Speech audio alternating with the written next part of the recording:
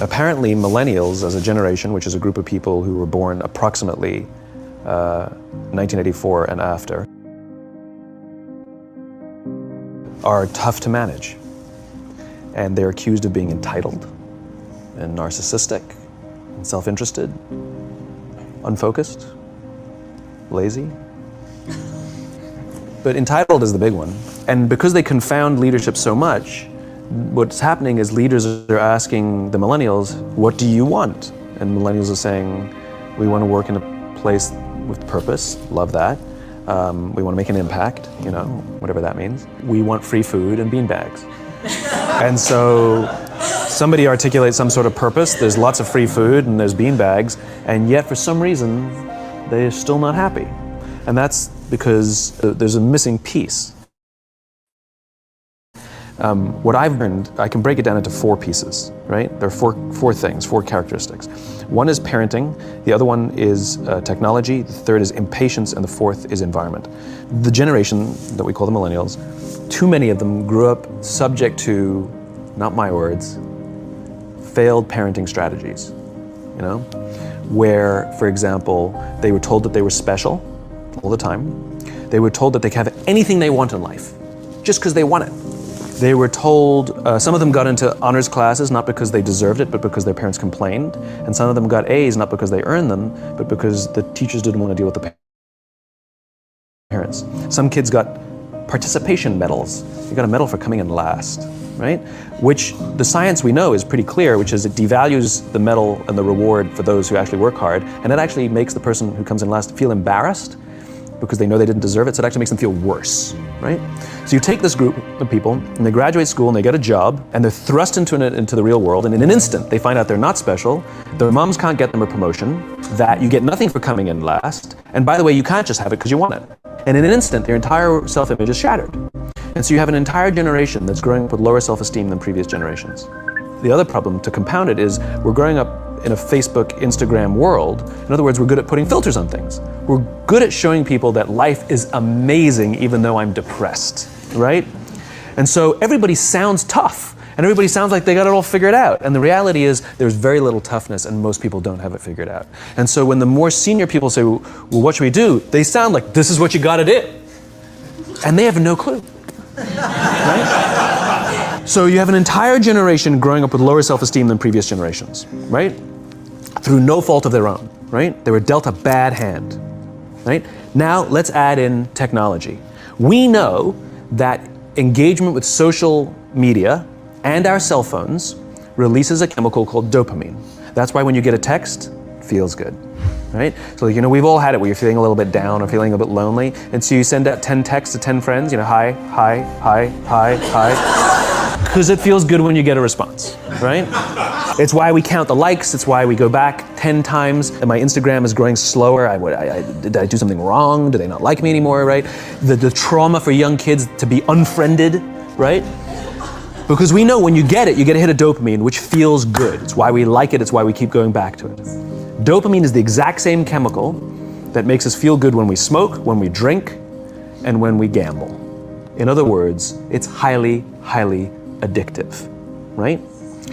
We have age restrictions on smoking, gambling, and alcohol, and we have no age restrictions on social media and cell phones, which is the equivalent of opening up the liquor cabinet and saying to our teenagers, hey, by the way, this adolescence thing, if it gets you down. But that's basically what's happening. And you have an entire generation that has access to an addictive, numbing, almost every alcoholic discovered alcohol when they were teenagers. When we're very, very young, the only approval we need is the approval of our parents. And as we go through adolescence, we make this transition where we now need the approval of our peers. Very frustrating for our parents, very important for us. It allows us to acculturate outside of our immediate families into the broader tribe, right? It's a highly, highly stressful and anxious period of our lives, and we're supposed to learn to rely on our friends. Some people, quite by accident, discover alcohol and the numbing effects of dopamine to help them cope with the stresses and anxieties of adolescence. Unfortunately, that becomes hardwired in their brains, and for the rest of their lives, when they suffer significant stress, they will not turn to a person, they will turn to the bottle. Social stress, financial stress, career stress, that's pretty much the primary reasons why an alcoholic drinks, right? What's happening is because we're allowing unfettered access to these dopamine-producing devices and media, basically it's becoming hardwired, and what we're seeing is as they grow older, too many kids don't know how to form deep, meaningful relationships. Their words, not mine. They will admit that many of their friendships are superficial. They will admit that their friends, that they don't count on their friends, they don't rely on their friends, they have fun with their friends, but they also know that their friends will cancel on them if something better comes along. Deep, meaningful relationships are not there because they never practice the skill set, and worse, they don't have the coping mechanisms to deal with stress. So when significant stress starts to show up in their lives, they're not turning to a person, they're turning to a device, they're turning to social media, they're turning to these things which offer temporary relief. We know, the science is clear, we know that people who spend more time on Facebook suffer higher rates of depression than people who spend less time on Facebook. Right? These things balanced. Alcohol is not bad, too much alcohol is bad. Gambling is fun, too much gambling is dangerous. Right? There's nothing wrong with social media and cell phones. It's the imbalance. Right? If you're sitting at dinner with your friends and you're texting somebody who's not there, that's a problem. That's an addiction.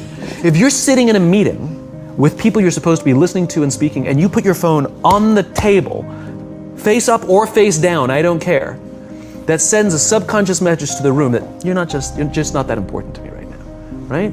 That's what happens. And the fact that you cannot put it away is because you are addicted, right? If you wake up and you check your phone before you say good morning to your girlfriend, boyfriend, or spouse, you have an addiction.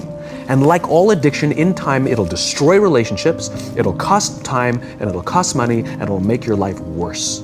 So you have a generation growing up with lower self-esteem that doesn't have the coping mechanisms to deal with stress, right? Now you add in the sense of impatience, right? They've grown up in a world of instant gratification. You want to buy something, you go on Amazon, it arrives the next day. You want to watch a movie? Log on and watch a movie. You don't check movie times. You want to watch a TV show? Binge. You don't even have to wait week to week to week, right? I know people who skip seasons just so they can binge at the end of the season, right? Instant gratification. You want to go on a date? You don't even have to learn how to be like, hey. You don't even have to learn and practice that skill. You don't have to be the uncomfortable one who says yes when you mean no, and says no when you mean no, and yes when you swipe right. Bang, I'm a stud. Right? You don't have to learn the social coping mechanisms. Everything you want, you can have instantaneously. Everything you want, instant gratification, except job satisfaction and strength of relationships. There ain't no app for that. They are slow, meandering, uncomfortable, messy processes. And so I keep meeting these wonderful, fantastic, idealistic, hardworking, smart kids. They've just graduated school. They're in their entry-level job. And I sit down with them and I go, how's it going? They go, I think I'm gonna quit. I'm like, why? They're like, I'm not making an impact. I'm like, you've been here 8 months. It's as if they're standing at the foot of a mountain and they have this abstract concept called impact that they want to have in the world, which is the summit. What they don't see is the mountain. I don't care if you go up the mountain quickly or slowly, but there's still a mountain. And so what this young generation needs to learn is patience. That some things that really, really matter, like love, or job fulfillment, joy, love of life, self-confidence, a skill set, any of these things, all of these things take time. Sometimes you can expedite pieces of it, but the overall journey is arduous and long and difficult. And if you don't ask for help and learn that skill set, you will fall off the mountain. The worst case scenario, and we're already seeing it, is we're seeing an increase in suicide rates. We're seeing an increase in this generation. We're seeing an increase in accidental deaths due to drug overdoses. We're seeing more and more kids drop out of school or take leaves of absence due to depression. Unheard of. This is really bad. The best case scenario is you'll have an entire population growing up and going through life and just never really finding joy. They'll never really find deep, deep fulfillment in work or in life. How's your job? It's fine. The same as yesterday. How's your relationship? It's fine. Like that's the best case scenario, which leads me to the fourth point, which is environment, which is we're taking this amazing group of young, fantastic kids who are just dealt a bad hand. It's no fault of their own. And we put them in corporate environments that care more about the numbers than they do about the kids.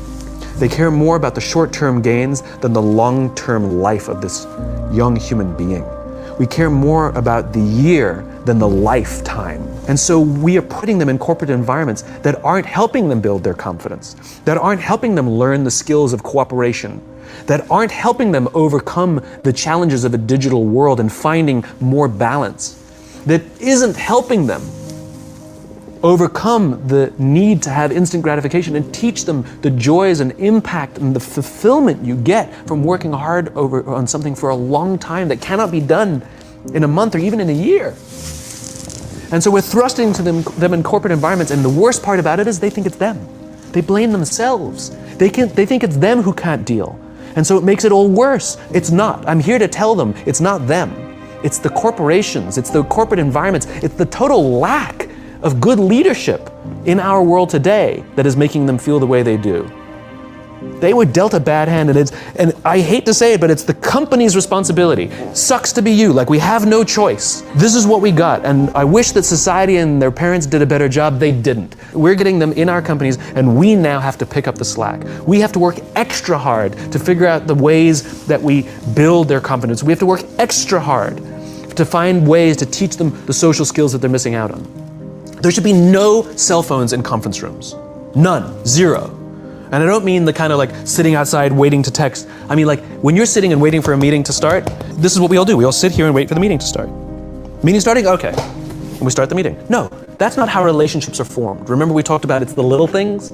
Relationships are formed this way. We're waiting for a meeting to start and we go, how's your dad? I heard he was in the hospital. Oh, he's really good. Thanks for asking.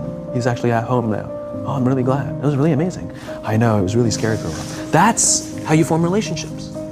Hey, did you ever get that report done? Oh my God, no, I didn't. I'll help you out. Can I help you out with that? Really? That's how trust forms. Trust doesn't form at an event in a day. Even bad times don't form trust immediately. It's the slow, steady consistency. And we have to create mechanisms where we allow for those little innocuous interactions to happen. But when we allow cell phones in conference rooms, we just, okay, have the meeting. And then my favorite is like when there's a cell phone there and you go like this, you go, it rings and you go, I'm not gonna answer that. Mr. Magnanimous, you know? When you're out for dinner with your friends, like I do this with my friends, when we're going out for dinner and we're leaving together, we'll leave our cell phones at home. Who are we calling? Maybe one of us will bring a phone in case we need to call an Uber or take a picture of our meal. I'm an idealist, but I'm not insane. You know? I mean, it looked really good. We'll take one phone. And so it's like an alcoholic. The reason you take the alcohol out of the house is because we cannot trust our willpower. We're just not strong enough. But when you remove the temptation, it actually makes it a lot easier. And so when you just say, don't check your phone, people literally will go like this. And somebody will go to the bathroom, and what's the first thing we do? Because I wouldn't want to look around the restaurant for a minute and a half, you know? But if you don't have the phone, you just kind of enjoy the world. And that's where ideas happen. The constant engagement is not where you have innovation and ideas. Ideas happen when our minds wander and we go, and you see something, I bet they could do that. That's called innovation, right? But we're taking away all those little moments. None of us should charge our phones by our beds. We should be charging our phones in the living rooms. Remove the temptation. You wake up in the middle of the night because you can't sleep, you won't check your phone, which makes it worse. But if it's in the living room, it's relaxed, it's fine. But it's my alarm clock. Buy an alarm clock. They cost $8. I'll buy you an alarm. The point is we now, in industry, whether we like it or not, we don't get a choice. We now have a responsibility to make up the shortfall and to help this amazing, idealistic, fantastic generation build their confidence, learn patience, learn the social skills, find a better balance between life and technology. Because, quite frankly, it's the right thing to do.